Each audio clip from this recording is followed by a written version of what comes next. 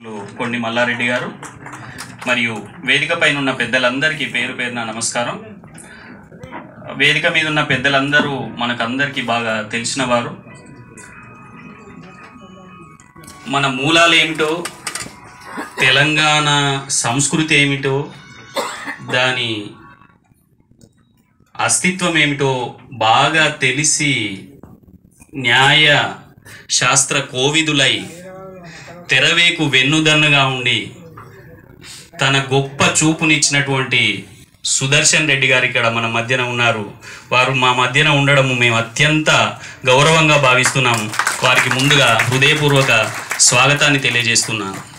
2013లో అఖిల భారత తెలంగాణ రచయితల వేదిక సభలు పెట్టినప్పుడు సార్ ఒక మాట అన్నారు, దుశ్శాసనుల తొడలు విరుగుతాయి అన్నారు. అది జరిగింది. బుల్డోజర్ సందర్భాల్ని గుర్తించినటువంటి పెద్దలు ఉన్నారు ఇక్కడ. దేశం ఎటుపోతున్నది, రాష్ట్రం ఏమవుతున్నది, ఇట్లాంటి అంశాల మీద చాలా సావధానమైనటువంటి, తప్పక చదివించేటువంటి, లోతుపాతులతో కూడినటువంటి సంపాదక శ్రేష్ఠులు డాక్టర్ కె శ్రీనివాస్ గారు. వారికి హృదయపూర్వకమైనటువంటి స్వాగతం. ఒక నిప్పుల వాగు కూర్చొనున్నది మన మధ్యన.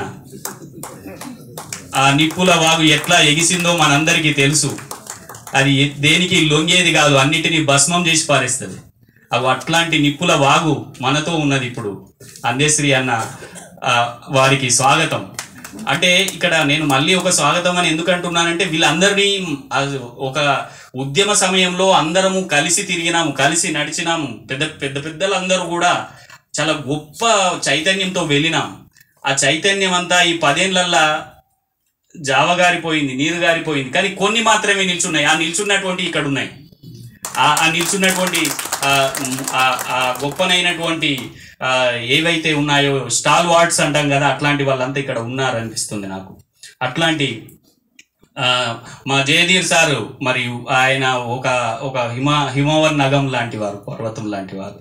ఆద్య కళను, ఆదివాసీ సంస్కృతిని, గోండి లిపిని ఒక్కటి కాదు, 2 కాదు, ఎప్పుడు కూడా అత్యంత వయసులో పెద్దవారైనప్పటికీ కూడా యువకులతో సమానంగా పరిగెత్తుతూ నడిపిస్తూ ఉన్నటువంటి వారు జయధీర్ తిరుమలరావు సార్. వారికి హృదయపూర్వక స్వాగతం. ప్రపంచీకరణ లోగుట్టును తరాజులో పెట్టి చూసినటువంటి మా జూకంటి జగన్నాథం సార్ ఉన్నాడు. ఇప్పుడు కాదు, 30-40 ఏళ్ళ కిందటి నుంచి మొత్తుకుంటుండు, దేశం ఏమైపోతుంది రా నాయన, స్పాన్సర్డ్ బై జాన్సన్స్ అండ్ గ్లోబల్స్ అని వస్తుంది అని ఎప్పుడో 20-30 ఏళ్ళ కింద చెప్తే అది ఇప్పుడు ఏం జరుగుతుందో మనం చూస్తూనే ఉన్నాం.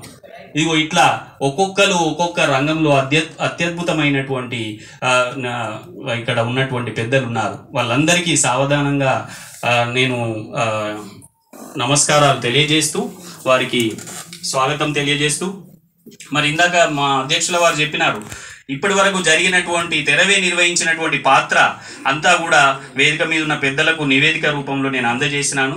అవన్నీ మళ్ళీ ఇప్పుడు చర్వనం అవసరం లేదు, సమయం బాగా అయిపోయింది. ఇప్పటికే చాలా విషయాల్ని మా మిత్రుడు కూడా గుర్తు చేసినాడు. అయినప్పటికీ 1-2 ముచ్చట్లు చెప్పుకొని ముందటికి వెళ్ళిపోదాం. అయితే నిజానికి ఇప్పుడు ఎందుకు తెలంగాణ వాదం వచ్చిందో మనకు తెలుసు. ఇప్పుడు మళ్ళీ 20 ఏళ్ళ తర్వాత తెలంగాణ వచ్చినాక మళ్ళీ మనం ముట్టుకోవాల్సిన అవసరం లేదు.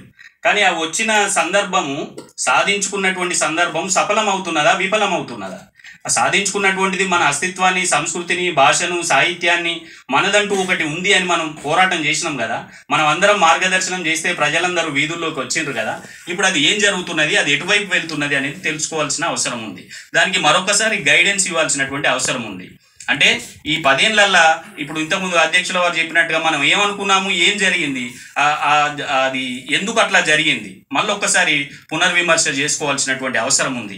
అట్లాంటి సందర్భాన్ని గుర్తు చేసుకోవడానికి, వర్తమాన రాజకీయ స్థితిగతులను మళ్ళొక్కసారి అంచనా వేయడానికి, సాహిత్యం యొక్క పరిస్థితిని అంచనా వేయడానికి, మరి తెలంగాణ భాష అనుకున్నాం మనం, తెలంగాణ భాష ఎక్కడ కనబడుతున్నది, ఎక్కడ వినబడుతున్నది, తెలంగాణ కవులకు ఏ పాటి ప్రాధాన్యత లభిస్తున్నది, తెలంగాణ చరిత్ర సంస్కృతి ఎటువైపు పోతున్నది, ఇగో ఇట్లాంటి అనేక విషయాల్ని మరొకసారి మననం చేసుకోవాల్సినటువంటి సందర్భంలో మనము ఈ యొక్క కార్యక్రమాన్ని పెట్టుకోవాలని అనుకున్నాం.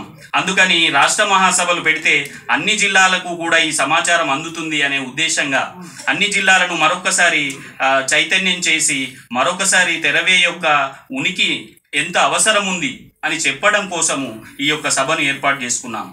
నిజానికి మిత్రులారా, ఈ 10 సంవత్సరాలలో తెరవే ఎప్పుడు కూడా నిద్రపోయలేదు. ఇంతకుముందే చెప్పిన వనరుల విధ్వంసానికి సంబంధించినటువంటి అనేక కార్యక్రమాల్ని తెరవే తీసుకున్నది ఈ 10 సంవత్సరాలలో కూడా. 2014 నుంచి 2024 వరకు కూడా అవన్నీ మేము ఒక లిస్ట్ అవుట్ చేసి పెద్దలందరికీ ఇచ్చినాను నేను. ఎక్కడ కూడా ప్రజలకు ఏ అన్యాయం జరుగుతుందన్నా అక్కడ తప్పకుండా ఆ ఉద్యమానికి మద్దతుగా నిల్చున్నది తెరవే. అట్లాగే అనేకమైనటువంటి కార్యక్రమాల్ని నిర్వహించింది, కార్యశాలల్ని నిర్వహించింది, ముంపు బాధితులను కలిసింది. అట్లాగే ఈ మధ్యన ఒక పాయింట్ నేను చెప్పి ముగిస్తాను. జయశంకర్ గారి, మనము తెలంగాణ సిద్ధాంతకర్త అని చెప్పుకున్నటువంటి జయశంకర్ గారి యొక్క ఉనికిని కూడా లేకుండా నిన్నగాక మొన్న జాతిపిత అనే పేరుతో ఒక వ్యక్తి పేరును పత్రికల్లో ప్రకటించడం జరిగింది. ఎంత ఘోరమైనటువంటి సందర్భము. 10 సంవత్సరాల తర్వాత కూడా మనం జయశంకర్ సార్ను జాతిపిత అని ప్రకటించుకున్న తర్వాత కూడా మరొక దాన్ని ఎవరో కాయినైజ్ చేసుకోవడానికి ప్రయత్నించడము, మనము మరి ఎటువైపు వెళ్తున్నాం అనే దాన్ని ప్రశ్నించుకోవాల్సినటువంటి అవసరం ఉంది. కనుక అట్లాంటి జయశంకర్ సార్ను స్ఫూర్తిగా తీసుకొని 2020 నుంచి తెలంగాణ రచయితల వేదిక జయశంకర్ స్ఫూర్తి పురస్కారం ఇస్తున్నది. అట్లాంటి ఒక దాన్ని మనం క్రియేట్ చేయగలిగినాం. అలిశెట్టి ప్రభాకర్ను స్ఫూర్తిగా తీసుకొని అలిశెట్టి ప్రభాకర్ ఒక అవార్డును ఇవ్వడం జరుగుతూ ఉన్నది. అట్లాగే ప్రతి జిల్లాలో కూడా అనేకమైనటువంటి పుస్తకావిష్కరణలని అలాగే కార్యక్రమాలని ఇప్పటికీ చేస్తూ ఉన్నది.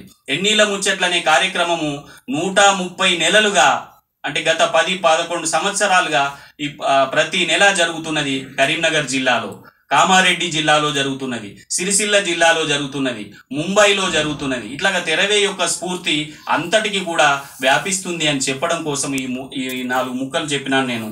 దయచేసి మరి మీరందరూ కూడా ఈ యొక్క